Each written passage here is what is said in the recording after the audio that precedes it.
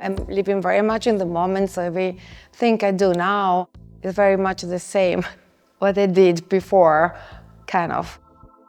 You develop some of the issues and then you come back to some because they stay with you, because maybe they are the base of what you're doing, because they are questions that can never be resolved.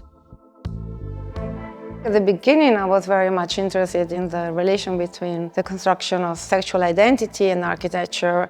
And then I went through my interest into fetishism and art, and then it went into questions of violence also. Some works of mine that were really dealing with the idea of fetishes, I see them now differently because the idea of fetishes changed in the last 20 years. So now sex and that kind of aesthetic of fetishism has become such a commodity. I'm working a lot with language since a long time. Language is an act of resistance, and words have a weight. I do like to think about doing works that give materiality and this weight to language, freezing certain sentences for a while so that they really stay with you. I did a lot of mirror works using sentences coming from female writers or poets that were expressing a kind of discomfort in being inside. I think material is very important. I'm very, very curious about material in general. I do like to experiment a lot, trying to mold the material into something that is normally not used to. At the beginning, I started working a lot with construction materials because I didn't really have any education in sculpture, which is a little funny because I'm teaching sculpture now since more than 20 years. I was interested in what architecture is and how it forms identities for everybody, how dictate our behaviors, our mood also. And then when I was into my fetishes phase, I started using leather belts.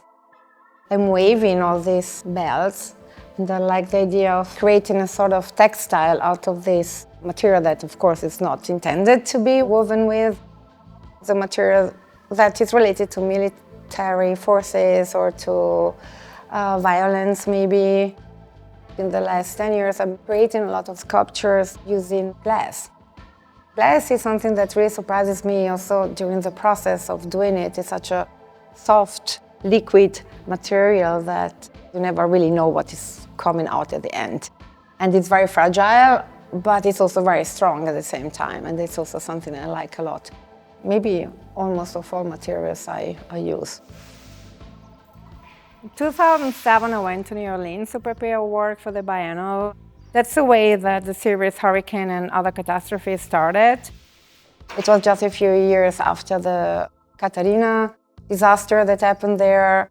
So when I started painting the broken, collapsing, empty houses, they stood for me as an image for natural and political disaster and how they are very often interwoven. I'm drawn to these forms because they reflect something deeper, a kind of emotional and societal collapse. Never Tire is a series that I started later in 2020. I use tempera and industrial spray paint. The series deals with the concept of anger in a feminist way, anger as a creative force. Both Hurricane and Other Catastrophes and Never Tire are works about dissent, about the system we live in and how we can confront it.